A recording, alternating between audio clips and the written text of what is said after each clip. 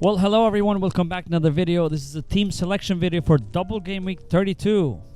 How is everyone doing? We're going to look at how my team is looking, shaping before the first double of two doubles.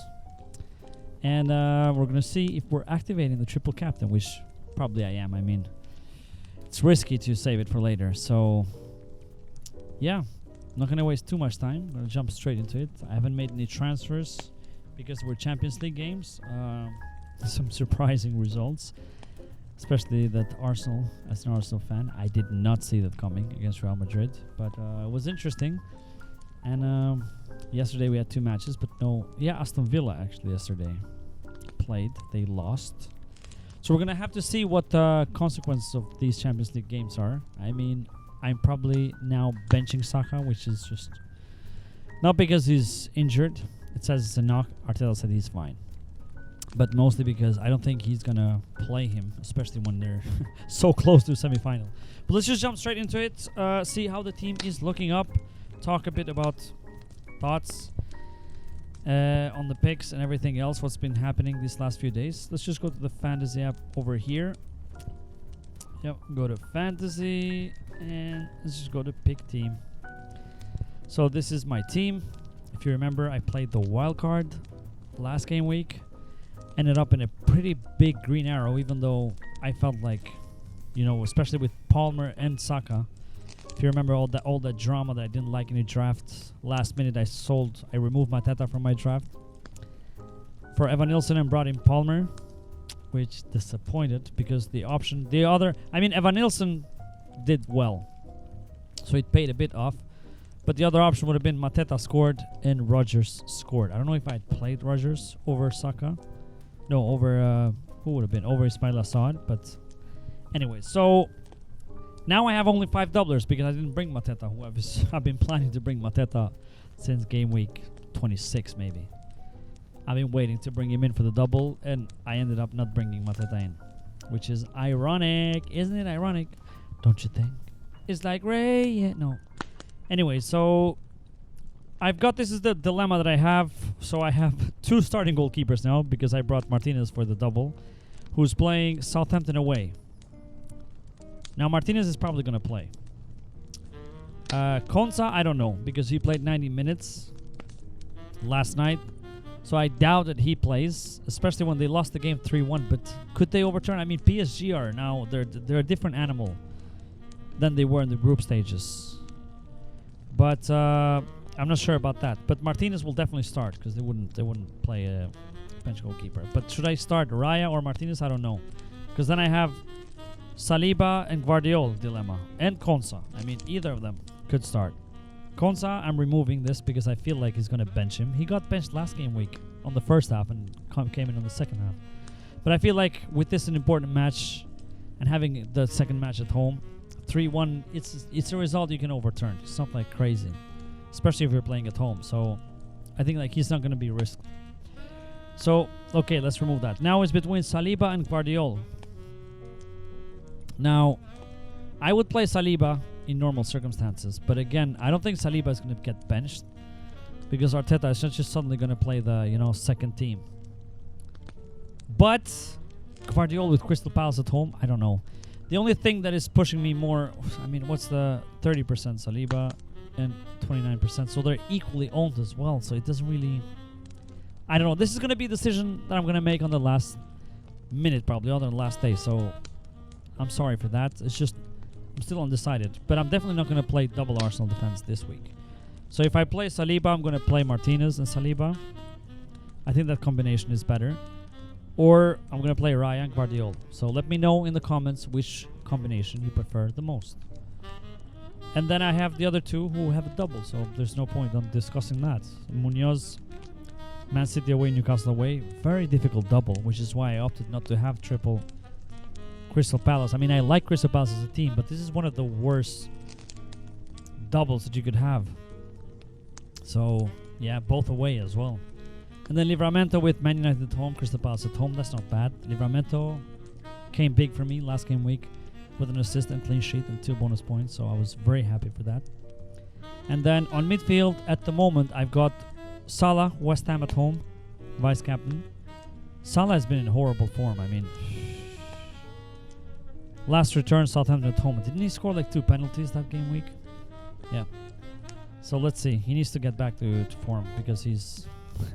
My last video was named Premiums, but the P is silent.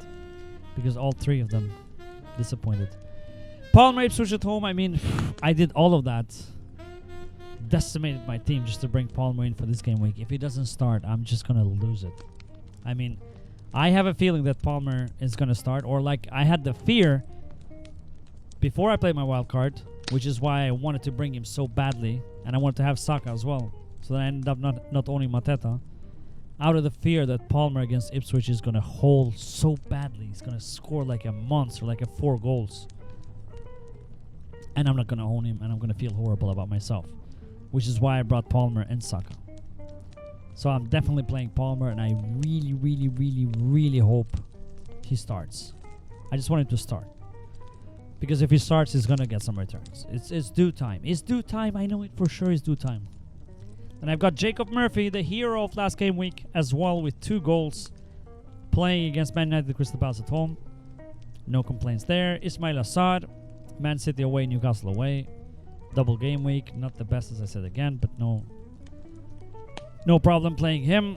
And then, so before yesterday, I had Saka playing there and Evan Nilsson on my bench. But I just don't see a world where Arteta is risking Saka and starting him against Brentford. I just don't see it.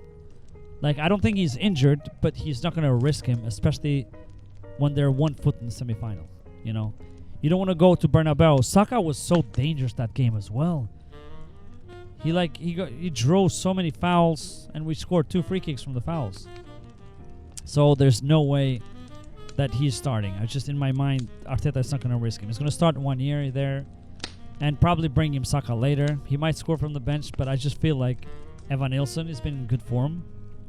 2 returns in a row. Fulham at home. It's not the easiest game week, but it's at home, and they need, Bournemouth need to, they need to get back to their form because they've been, and I'm counting on him to, to deliver.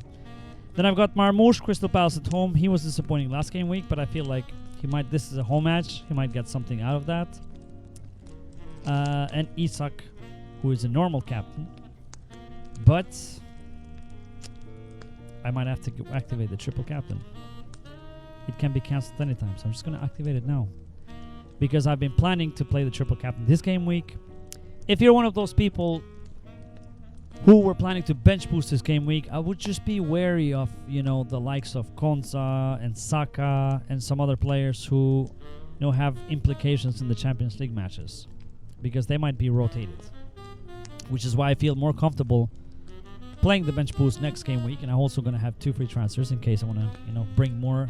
And I'm planning to bring more. I'm planning to bring in Rodgers because he's going to start any matches. Watkins got benched in the Champions League, which is interesting. But I cannot bring... I'm most likely to bring in Rodgers. And maybe it would be... maybe Mateta for Evan Nilsson. We'll see. I'm going to sell Palmer for Rodgers. Because Newcastle doesn't have a double, but then they have Ipswich at home on Game Week 34, and I really want to keep them. It's the Crystal Palace. Yeah, and Palmer, 34, he has Everton at home. That's a good fixture, but after that, Liverpool home, Newcastle away, Man United home. That's not a good fixture, so... Yeah, that's the plan. Triple captain ISAK. I mean, unless I hear any, injury doubts or anything else, I'm just not going to overthink it because... Are there going to be probably good matches later? Saka is playing, or when are they playing Ipswich? No, I can't. Well, I'm going to bench boost next game week, so I can't triple captain Saka, obviously. They don't have Southampton away last game week. I don't want to leave my triple captain for the last game week. So yeah, it's just, I don't feel like there's a lot of, and I don't know if there's going to be a double on 36 for sure. That depends on the FA Cup results. They might be, most likely, but I don't want to risk it, and I don't want to overthink it. I want to get done with the chips now. We're almost in the end of the season, so yeah, this is how the team is looking. Not much to say. Set for the double, 5 doublers instead of 6. A lot of people, Mateta is probably going to do me damage if he does well. But with, as I said again, the game weeks, the games are not very good. Man City away, Newcastle away. I mean, he can return, but it's... Let's see. I mean, I don't know. We're just predicting players to do well and not. But I feel like, yeah, I'm happy to have Palmer for Ipswich if he starts. I mean, if he doesn't, it's going to be one of the worst calls this season I've done. But yeah, in terms of rank, I'm 6,500. I went to 6K, this is the best I've been all season. And I'm looking forward to, especially with the triple captain, the bench boost. And I've got the free hit for 34 to go. So it's looking good. It's looking good, bruv. It's looking good. That's it for now. I don't have anything more to say in terms of this game week. It's just straightforward. I mean, I played the wild card in preparation for double 32 and 33. 2 free transfers next week, as I said. Most likely going to bring in Rodgers unless he gets injured or something, which is unlikely because he never gets injured. So the plan is to bring in Rodgers for Palmer, and I have to think who else am I bringing, because I mean I could potentially bring in Savinho and bring in Watkins, but then Watkins, you know, he's getting rotated. Rodgers is the only nailed one there, so I don't know. I'll talk about that when the time comes. There's no point in talking about now. But thank you for watching. Before I go, I wanted to talk about this a little bit, because there's been a debate lately on Twitter. This is my time to brag, by the way. Warning, alert, brag alert.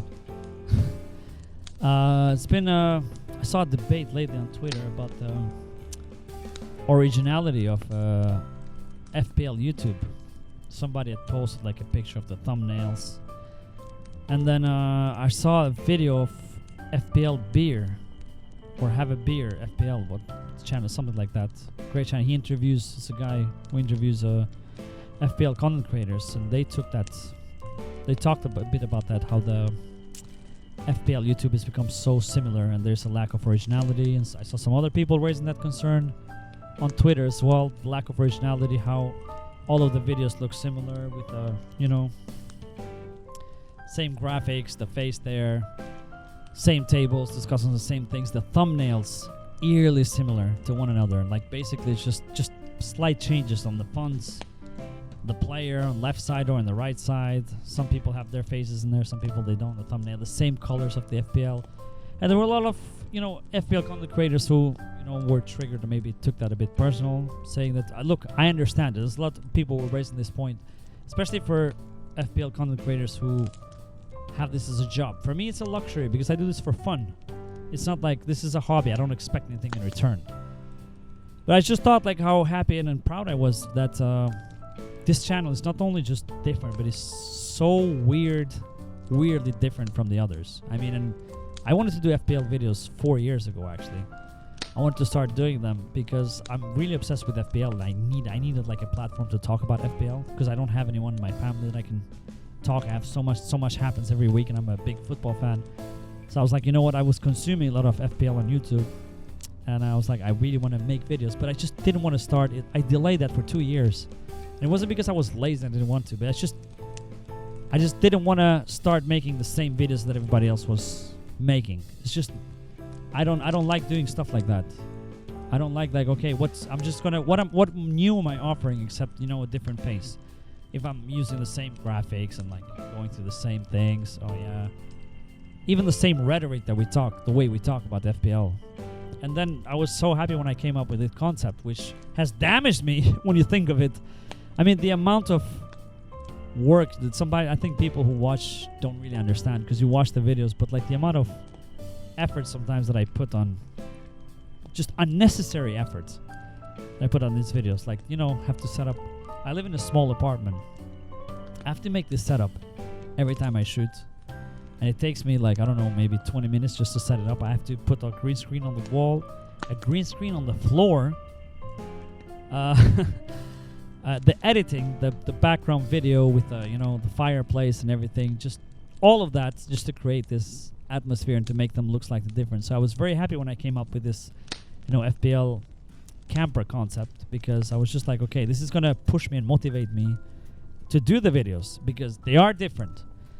And even the thumbnails, you know, like this, the amount of damage that does to my channel, you don't even realize. I mean, I have such a horrible click-through rate on YouTube because people just they see my thumbnail and automatically our brains are wired to when you see a thumbnail that resembles FPL, you're gonna click on it. Nobody's gonna click on my videos probably because it just doesn't look anything like FPL. It looks like a camping site. And yeah, somebody raised the question that maybe I should make the photos of the players a bit bigger so it looks. But even that is confusing. So you don't see it. It's not like a clickable thumbnail. And also with the videos, they might click it and then the video looks weird. It's like, is this an FPL video? What is he doing? Why is he sitting next to a fireplace?